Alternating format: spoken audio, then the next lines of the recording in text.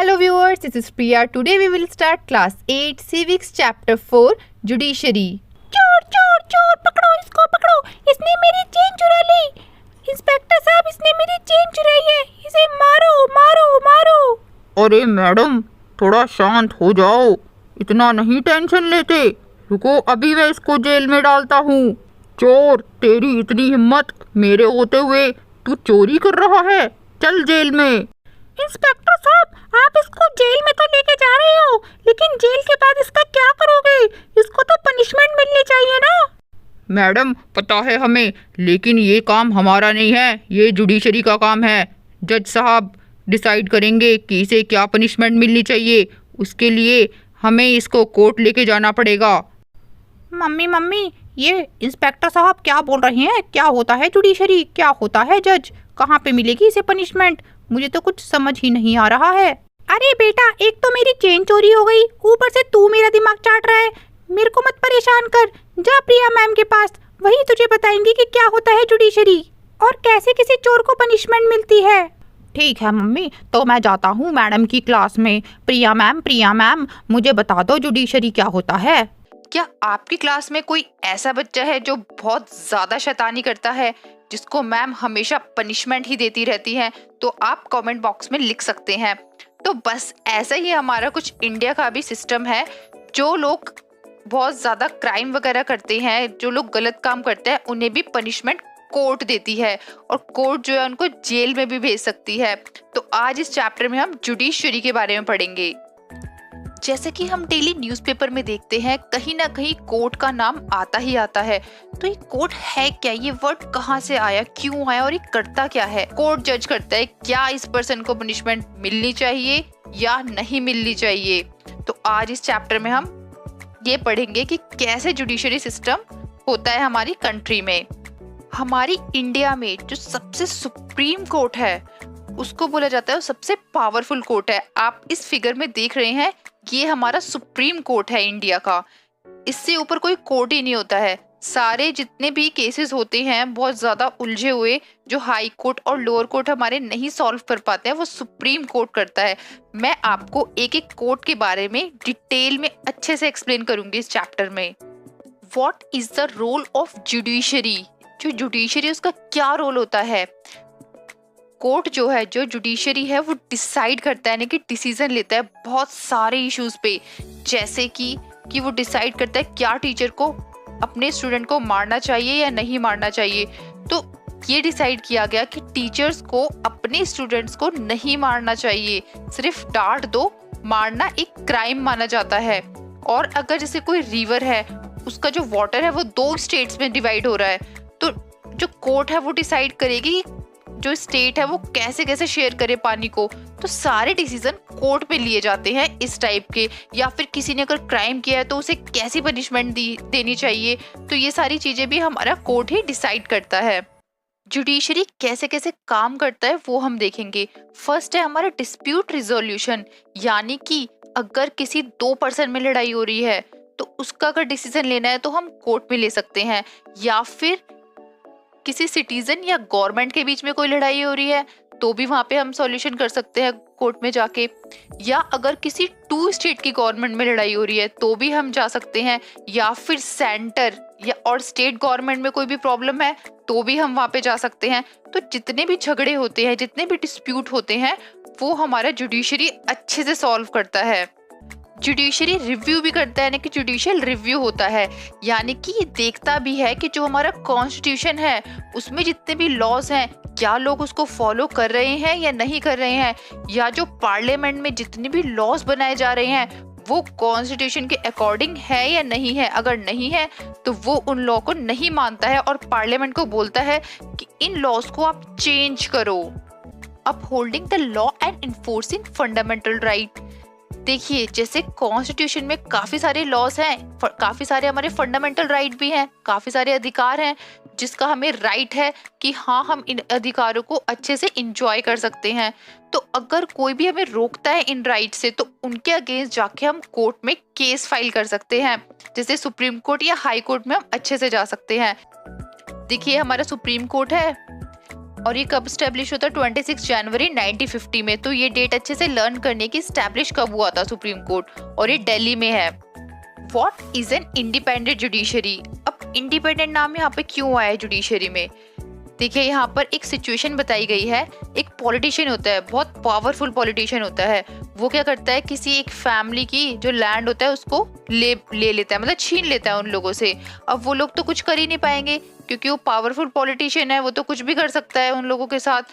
तो अगर जो जजेस हैं वो भी अगर पॉलिटिशियन की ही मानेंगे क्योंकि वो पावरफुल है, वो बहुत रिच है, उसके पास बहुत पैसा है, तो फिर ये जो नॉर्मल जो गरीब पर्सन है उसके साथ तो गलत हो रहा है ना। तो इसीलिए जुडिशरी को इंडिपेंडेंट रखा गया है कि जुडिशरी किसी के दबाव में नहीं आएगी। चाहे कोई कितना भी पावरफुल पॉलिटिशियन हो, वो जुडिशरी का कुछ नहीं बिगाड़ सकता है। अगर पॉलिटिशियंस ही जज को अपॉइंट करने लगे तो फिर गलत ही हो जाएगा, क्योंकि अगर पावरफुल पॉलिटिशियन होगा वो तो अपनी चलाएगा। तो इसीलिए पॉलिटिशियन को बिल्कुल अलग रखा गया है जजेस से कि आप जो है अपना काम कीजिए और हमें अपना काम करने दीजिए, जिससे कि जजमेंट यानी कि कोई भी फैसला अच्छे से लिया जाए और किसी भी पॉलिटिशियन के फेवर में कोई भी डिसीजन नहीं लिया जाए। और ये सब कुछ कॉन्स्टिट्यूशन की वजह से पॉसिबल हुआ है, क्योंकि कॉन्स्टिट्यूशन ने बोला है कि जुडिशरी अलग रहेंगे, लेजिस्लेटिव अलग रहेंगे और एग्जीक्यूटिव अलग रहेंगे। कोई भी पॉलिटिशियन या कोई भी पर्सन जुडिशरी में इंटरफेयर नहीं कर सकता है, चाहे कोई रिच हो चाहे कोई पुअर हो, सबके लिए कानून बराबर ही होगा। हमारे कॉन्स्टिट्यूशन में एक वर्ड है सेपरेशन ऑफ पावर। इसका मतलब है कि जो पावर है वो सारी सेपरेट हो रखी है हमारे इंडिया में, यानी कि जहाँ पे लॉ बनाए जाते हैं, लेजिस्लेचर वो अलग है, एग्जीक्यूटिव अलग है, और जुडिशरी जहाँ पे जज किए जाते हैं उन लॉज को, तो वो अलग है। तो कोई भी एक दूसरे में इंटरफेयर नहीं करेगा, और लेकिन एक दूसरे को वॉच करता रहेगा कि कोई भी गलत काम ना करे। गवर्नमेंट जुडिशरी में बिल्कुल भी इंटरफेयर ना करे, इसी वजह से हाई कोर्ट और जो सुप्रीम कोर्ट के जजेस होते हैं ना, उनको अपॉइंट करने के लिए बहुत कम इंटरफेरेंस लिया जाता है गवर्नमेंट का, यानी कि बहुत कम उनसे पूछा जाता है, क्योंकि एग्जाम होते हैं यहाँ पर, तो एग्जाम क्लियर करने के बाद ही जजेस बनते हैं। तो यहाँ पर गवर्नमेंट का उतना ज़्यादा कुछ रोल है ही नहीं। जजेस बनने के बाद उस पर्सन को बहुत मुश्किल से हटाया जाता है उसकी पोस्ट से। अब जुडिशरी इंडिपेंडेंट है, उसके ऊपर कोई दबाव नहीं है, कोई भी दबाव दे ही नहीं सकता है। तो इसलिए जुडिशरी देखता भी रहता है कि लेजिस्लेचर जहाँ पे लॉ बनाया जा रहा है, पार्लियामेंट, वहाँ पे सब कुछ ठीक है या नहीं है, या एग्जीक्यूटिव जहाँ पे जो लॉज है उनको एग्जीक्यूट किया जा रहा है, लागू किया जा रहा है, वहाँ पे सब कुछ ठीक है या नहीं है। अगर नहीं ठीक होता है तो उन लोगों पे केस हो जाता है। तो इसलिए जो फंडामेंटल राइट्स है सिटीजन्स के, वो भी अच्छे से प्रोटेक्ट होते हैं, क्योंकि अगर किसी को अपना अधिकार नहीं मिल रहा है, अपना फंडामेंटल राइट नहीं मिल रहा है, तो वो सीधा कोर्ट में जा सकता है और अपना केस अच्छे से फाइल करवा सकता है। इंडिया का जो कोर्ट का स्ट्रक्चर है वो आप देख सकते हैं। सबसे पहले है हमारा लोअर कोर्ट, उसके बाद है हाई कोर्ट, उसके बाद है हमारा सुप्रीम कोर्ट। तो कोई भी पर्सन अगर उसको केस करना है या उसकी कोई भी प्रॉब्लम है तो वो सबसे पहले लोअर कोर्ट में जाएगा, लेकिन अगर वहाँ पे उसकी कोई सुनवाई नहीं हुई, उसको इंसाफ ही नहीं मिला, जस्टिस ही नहीं मिला, तो फिर वो जाएगा हाई कोर्ट में, और फिर उसके बाद अगर वहाँ पे भी उसका कुछ नहीं हुआ तो वो सुप्रीम कोर्ट में जाएगा। और सुप्रीम कोर्ट ने एक बार जो बोल दिया वो बोल दिया, उसके बाद तो हाई कोर्ट और लोअर कोर्ट भी कुछ भी नहीं कर सकते। इसलिए सुप्रीम कोर्ट का जो डिसीजन होता है ना, वो सबसे ज्यादा पावरफुल होता है, उसको कोई मना कर ही नहीं सकता है, सबको मानना ही पड़ता है उसके डिसीजन को। हमारी कंट्री में, इंडिया में, सिर्फ एक ही सुप्रीम कोर्ट है, वो भी न्यू दिल्ली में। तो अगर किसी भी स्टेट को कोई भी प्रॉब्लम होती है और उसे सुप्रीम कोर्ट जाना है तो उसे दिल्ली ही आना पड़ता है। What is the structure of courts in India? अब इंडिया में कैसे कैसे कोर्ट हैं वो हम देखते हैं। 3 डिफरेंट लेवल अभी हमने देखे थे, वही है, जैसे फर्स्ट पे लोअर लेवल हो गया, लेकिन कहीं कहीं पे इसको किसी और नाम से भी जाना जाता है, जैसे कि सबऑर्डिनेट, डिस्ट्रिक्ट कोर्ट, ये सब वर्ड्स भी हम यूज कर सकते हैं लोअर लेवल कोर्ट के लिए। और जो टाउन वगैरह होते हैं वहां पर इन्हें बोला जाता है तहसील। तो ये वर्ड्स हमें अच्छे से लर्न करने हैं कि लोअर कोर्ट को हम और क्या क्या बोल सकते हैं। यहाँ के जो जजेस होते हैं उन्हें बोलते हैं हम डिस्ट्रिक्ट जज। अब आ जाते हैं हम हाई कोर्ट पे। हाई कोर्ट पूरे स्टेट का एक ही होता है, जैसे सबऑर्डिनेट और ये लोअर लेवल कोर्ट होते हैं ना, ये तो बहुत सारे होते हैं, लेकिन हाई कोर्ट सिर्फ एक ही होता है पूरे स्टेट का। और पूरे इंडिया में एक ही सुप्रीम कोर्ट होता है जो कि न्यू दिल्ली में है। और इसका जो डिसीजन होता है वो सभी कोर्ट को मानना ही पड़ता है। सुप्रीम कोर्ट क्योंकि पावरफुल है और सबसे सुप्रीम माना जाता है। यहाँ पे आपको जो फोटो दिखाई दे रही है वो सस्टेनेबल डेवलपमेंट गोल की है। ऐसे काफी सारे सस्टेनेबल डेवलपमेंट गोल हैं, उसमें से 16th वाला जो है ना वो आपके सामने है और इस पे लिखा है peace and justice strong institution, यानी कि जो इंसाफ और शांति कौन से इंस्टीट्यूशन में मिलती है हमें? सुप्रीम कोर्ट में और हाई कोर्ट में। वहीं पे तो हमारे सारे जितने भी फैसले हैं वहीं पे तो होते हैं। तो ये हमारा कौन सा है गोल? 16th गोल है। इसको लर्न करना है कि 16th गोल कौन सा है सस्टेनेबल डेवलपमेंट का। अभी तक हमने देखा कि सुप्रीम कोर्ट कब स्टैब्लिश हुआ था, अब हम देखेंगे कि हाई कोर्ट कब स्टैब्लिश हुआ था। तो ये 1862 में हुआ था और 3 स्टेट में हुआ था, कैलकाटा, बॉम्बे एंड मद्रास में। लेकिन काफी सारे स्टेट्स हैं, जैसे 2 स्टेट होते हैं उनका एक कॉमन हाई कोर्ट भी होता है, जैसे चंडीगढ़ वाला है हमारा और एक ये हमारा गुवाहाटी का भी है। तो ऐसे काफी सारे होते हैं। Are this different level of courts connected to each other? क्या ये जो डिफरेंट लेवल के कोर्ट्स है एक दूसरे से कनेक्ट हैं? हाँ, क्योंकि अगर हम लोअर कोर्ट में जाएंगे वहां पे अगर हमारी कोई बात नहीं मानी तो हम हाई कोर्ट में अपील कर सकते हैं। देखो लिखा है ना वर्ड एपीलेट। एपीलेट मतलब होता है अपील करना, एक तरीके से हम आगे जा सकते हैं। लोअर कोर्ट में तो हम हाई कोर्ट में जा सकते हैं और हाई कोर्ट में भी अगर हमें इंसाफ नहीं मिला, अच्छे से डिसीजन नहीं हुआ, तो हम सुप्रीम कोर्ट में जाएंगे फाइनली, जहाँ पे हमें अच्छे से इंसाफ मिलेगा, जस्टिस मिलेगा। एपीलेट की डेफिनेशन बहुत इंपॉर्टेंट है, तो इसको नोट डाउन कर लेना क्योंकि इसकी डेफिनेशन आ सकती है। एपीलेट सिस्टम होता क्या है हम इस केस से देखेंगे। यहाँ पर एक केस दिया हुआ है, state Delhi administration versus Lakshman Kumar and others. यहाँ पे एक स्टोरी बताई है, यानी कि जो केस है यहाँ पे लोअर कोर्ट से सुप्रीम कोर्ट में कैसे कैसे गए हैं ये देखते हैं। फरवरी 19 में लक्ष्मण कुमार की शादी हुई सुधा गोयल से, जो कि 20 ईयर ओल्ड थी और ये लोग दिल्ली के एक फ्लैट में रहते थे जहाँ पे लक्ष्मण के ब्रदर्स और भी फैमिली मेंबर्स रहते थे। तो देखो फैब में तो हुई शादी और दिसंबर में पता चला कि जो सुधा गोयल है उसको जला के मार दिया गया है। अब ये क्लैरिफाई नहीं हो रहा था कि जला के मारा है या फिर वो खुद जली है। तो जो सुधा के फैमिली मेंबर्स है ना, उन्होंने फाइल किया एक केस ट्रायल कोर्ट में और बोला कि देखो तुम लोगों के नेबर्स भी बोल रहे हैं कि तुम लोगों ने उसको जला के मारा है। तो यहाँ पे नेबर्स को भी बुलाया गया ट्रायल कोर्ट में। तो नेबर्स ने बताया कि हाँ, हमने सुना था कि बहुत ज्यादा चिल्लाने की आवाजें आ रही है लक्ष्मण के घर से। और जब पड़ोसियों ने देखा कि सुधा एक साड़ी में जल रही है, मतलब वो साड़ी पहनी हुई थी और पूरी साड़ी उसकी जल रही थी, तो उन्होंने फटाफट वो ब्लैंकेट लेकर आए और गनी बैग लेकर आए और उसको अच्छे से रैप किया जिससे कि वो थोड़ा बच जाए और उसकी जो आग है वो थोड़ा बुझ जाए। लेकिन फिर उस टाइम सुधा ने बोला अपने पड़ोसियों से कि मुझे मेरी जो सास है यानी कि जो मदर इन लॉ है उन्होंने मेरे ऊपर कैरोसिन डाला और जो मेरे हस्बैंड है ना उन्होंने मेरे को माचिस लगा दी, मतलब कि माचिस से उन्होंने मेरे को जला दिया, मैच बॉक्स से उन्होंने माचिस निकाली और फायर कर दिया मेरे ऊपर। तो इस वजह से पता चला कि सच में उन लोगों ने इसको मारा था।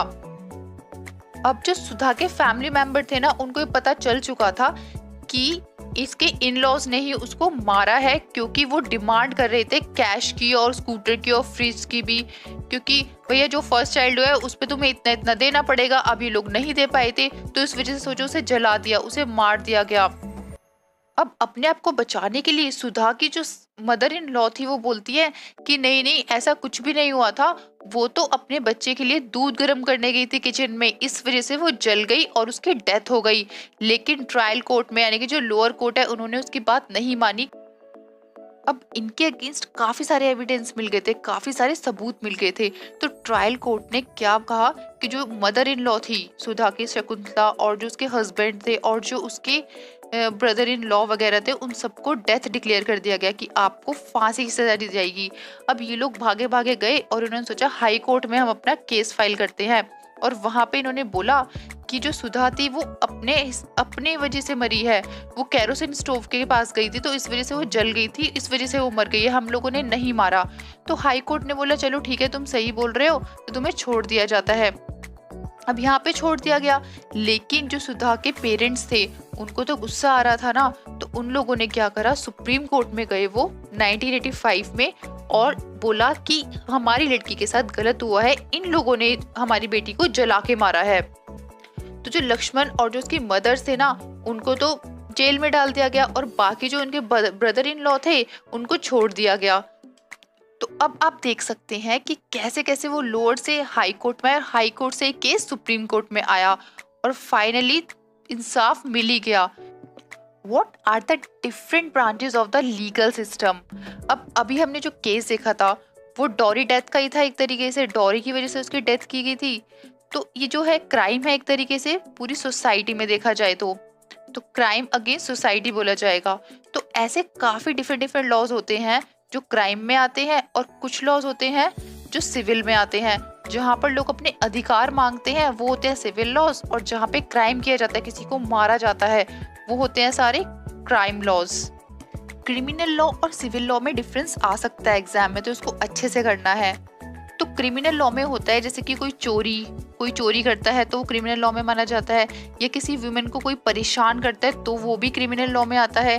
डाउरी यानी कि दहेज वगैरह जो होता है वो भी क्रिमिनल लॉ में आता है, और किसी का मर्डर करते हैं यानी कि किसी को मार देते हैं तो ये सारे क्रिमिनल लॉज में आते हैं। लेकिन जहाँ पे किसी चीज का अधिकार की बात होती है कि किसी को ज्यादा परेशान नहीं किया जा रहा, बस वो अपने अधिकार के लिए बोल रहा है, तो वो आते हैं सिविल लॉज में। जैसे कि dispute relating to sale of land, कोई लैंड है उसको सेल किया जा रहा है तो उसके लिए झगड़ा हो रहा है, तो मतलब जो भी गुड्स है सामान है उसको परचेज करने के लिए कोई झगड़ा वगड़ा हो गया है तो उसके लिए भी सिविल लॉज होते हैं। रेंट मैटर, डिवोर्स केसेस, तो ये सारे हमारे सिविल लॉज में आते हैं। लेकिन जहाँ पे किसी को मार दिया जाता है, मर्डर कर दिया जाता है, परेशान किया जाता है, वो होते हैं हमारे सारे क्रिमिनल लॉज।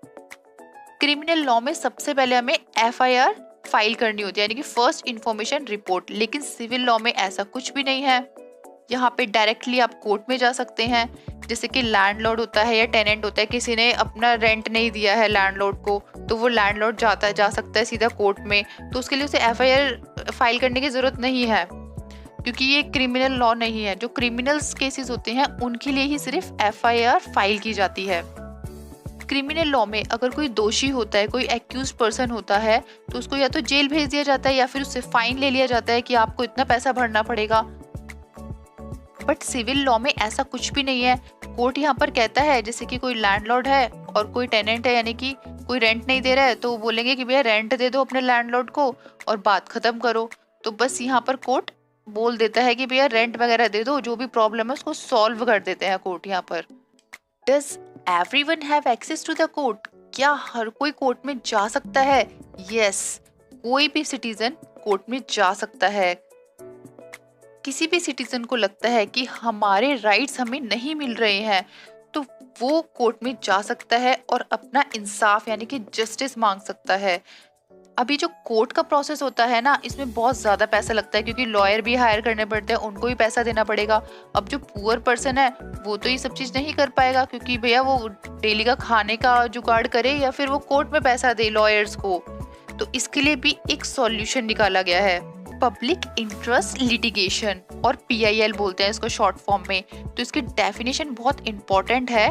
तो कोई भी पर्सन जो इतना ज़्यादा पैसा अफोर्ड नहीं कर पाता है, लॉयर नहीं हायर कर पाता है, तो वो पर्सन क्या करेगा कि वो डायरेक्ट PIL फाइल कर सकता है हाई कोर्ट में और सुप्रीम कोर्ट में जाके।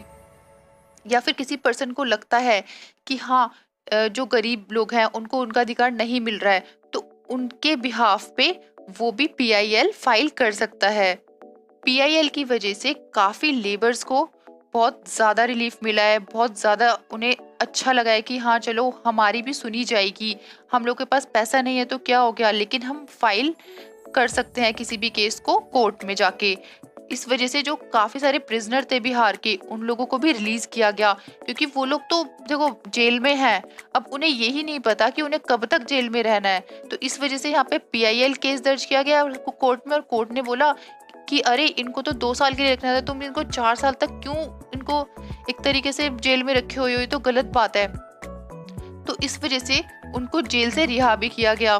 तो काफ़ी लोगों को इससे बेनिफिट भी हुआ है। PIL की वजह से काफ़ी गवर्नमेंट स्कूल के बच्चों को मिड डे मील वाली फैसिलिटी मिली। मिड डे मील वाली फैसिलिटी होता है कि बच्चों को खाना प्रोवाइड करना है, यानी कि गवर्नमेंट उनको खाना प्रोवाइड करेगी। तो ये सारी चीज़ें पॉसिबल हो पाई PIL की वजह से। 2001 की बात है कि राजस्थान और उड़ीसा में ड्रॉट पड़ गया था, यानी कि सूखा पड़ गया था। वहाँ पे शॉर्टेज हो गई थी फूड की, लेकिन उसी टाइम पे देखा जाए तो गवर्नमेंट के गोडाउन्स में बहुत सारा ग्रेन था। तो लोगों ने बोला कि ना ये ग्रेन हमें दे दो, ये ग्रेन सारे चूहे ही तो खा रहे हैं आपके गोडाउन में रखे रखे। तो फिर लोगों ने मिलकर एक PIL फाइल किया सुप्रीम कोर्ट में। देखो यहाँ पर ये सारे लोग बैठे हुए हैं ना, थर्ड वाली फोटोग्राफ में। तो इन लोगों ने बोला कि हमें अपना राइट मिलना चाहिए, राइट टू फूड हमें आर्टिकल 21 से मिलता है, जो कि कॉन्स्टिट्यूशन में लिखा ही है, मतलब फंडामेंटल राइट है। फिर उसके बाद गवर्नमेंट ने इनको अलाउ कर दिया, यानी कि जो कोर्ट है उसने डिसीजन लिया कि हाँ सही बात है, लोगों को खाना मिलना चाहिए। तो यहाँ पर मिड डे मील की फैसिलिटी प्रोवाइड हो गई चिल्ड्रंस को। जितने भी गवर्नमेंट स्कूल है ना, वहाँ पर ये फैसिलिटी मिलती है, फ्री ऑफ कॉस्ट बच्चों को फूड मिलता है, खाना मिलता है। तो इस एग्जाम्पल से हमने देखा कि पब्लिक इंटरेस्ट लिटिगेशन यानी कि जो PIL है वो कितनी इम्पोर्टेंट है। तो हमें इन सब चीजों से ये पता चलता है कि कोई भी पर्सन कोर्ट में जा सकता है अगर उसको अपने फंडामेंटल राइट्स नहीं मिल रहे हैं, जैसे कि आर्टिकल 21 में लिखा है कि right to food, right to life, जिसमें कि राइट टू फूड भी इंक्लूड होता है। इसी वजह से तो mid day meal scheme start हुई थी, क्योंकि लोगों को अपने फंडामेंटल राइट्स नहीं मिल रहे थे, उन्हें खाने को नहीं मिल रहा था। एक और एग्जाम्पल यहाँ पर दिया हुआ है राइट टू शेल्टर का, यानी कि जो म्युनिसिपल कॉर्पोरेशन के लोग थे ना, वो जो सड़कों पे लोग झुग्गी डाल के नहीं रहते हैं, आपने देखे भी होंगे, तो उन लोगों को बोला गया कि आप अपनी झुग्गी यहाँ से हटाओ और अपने घरों में जाके रहो। लेकिन उन बेचारों के तो कोई घर ही नहीं है ना, वो तो बहुत पुअर पीपल है। तो उन लोगों ने भी बोला कोर्ट में जाके कि हमारे साथ गलत हो रहा है, या तो हमें रहने के लिए दो, हमें राइट टू लाइफ यानी कि जो फंडामेंटल राइट जो है हमारे वो दो हमें, यानी कि तुम लोग घर दो हमें रहने के लिए, तो हम हट जाएंगे, नहीं तो हम ऐसे नहीं हटेंगे। तो इस चीज के लिए भी केस चला था कोर्ट में, जिसका नाम है Olga Tellis versus Bombay municipal corporation. ये 1985 का केस है। अब यहाँ पे यही बताया गया है कि जो केस था Olga Tellis versus Bombay municipal corporation का, तो इसमें लोग ये बोल रहे थे कि राइट टू लाइफ यानी कि हमें अधिकार दो जीने का, अधिकार दो रहने का, राइट टू लाइवलीहुड दो।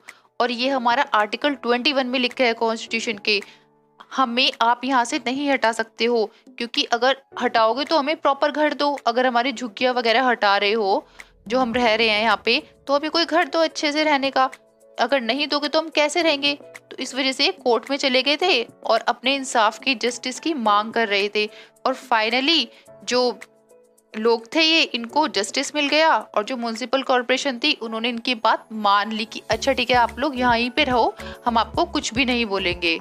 एक और इशू यहाँ पे बताया गया है कि जो कोर्ट है वहाँ पे जब लोग अपने केस को फाइल करते हैं ना, तो जो उन्हें जस्टिस मिलता है, इंसाफ मिलता है, उसमें काफी ज्यादा टाइम लग जाता है, कभी कभी तो 15-20 ईयर्स तक लग जाते हैं। तो यहाँ पर एक फ्रेज भी दिया हुआ है, justice delayed is justice denied, यानी कि इंसाफ डिले हो सकता है लेकिन मना नहीं है, आपको इंसाफ तो मिलेगा ही मिलेगा, चाहे कोई मतलब चाहे थोड़ा टाइम लग जाए, लेकिन आपको इंसाफ मिलेगा। हमारी डेमोक्रेटिक इंडिया है और हमारी कंट्री में जुडिशरी बहुत ज़्यादा इम्पोर्टेंट है देखा जाए तो। और जो पावर होती है एग्जीक्यूटिव और लेजिस्लेचर की, इसकी पावर को भी जुडिशरी चेक करता रहता है कि कहीं ये चीज़ें गलत तो नहीं कर रहे हैं कुछ भी। तो कॉन्स्टिट्यूएंट असेंबली में बहुत अच्छी चीज़ लिखी गई थी कि जो फंडामेंटल राइट है सिटीजन्स के, उसको प्रोटेक्ट करना है। तो जुडिशरी है जो वो हमारे राइट्स को प्रोटेक्ट करके रखते हैं। ये थी इस चैप्टर की स्टोरी। अगर आपको ये चैप्टर अच्छे से समझ में आया तो मुझे इस ये जो कोड का स्ट्रक्चर है ना आपको दिखाई दे रहा है, ये 1 2 3, तो फर्स्ट पार्ट में क्या आना चाहिए, सेकंड में क्या आना चाहिए, थर्ड में क्या आना चाहिए, आप मुझे कमेंट सेक्शन में बताइए। थर्ड पे तो देखो सुप्रीम कोर्ट आएगा, तो मैंने बता दिया, बाकी फर्स्ट और सेकंड पे आप कमेंट सेक्शन में बताओ। And if you any doubt in this chapter, right it down in the comment section and please like and subscribe my video and share with your friends. Thank you.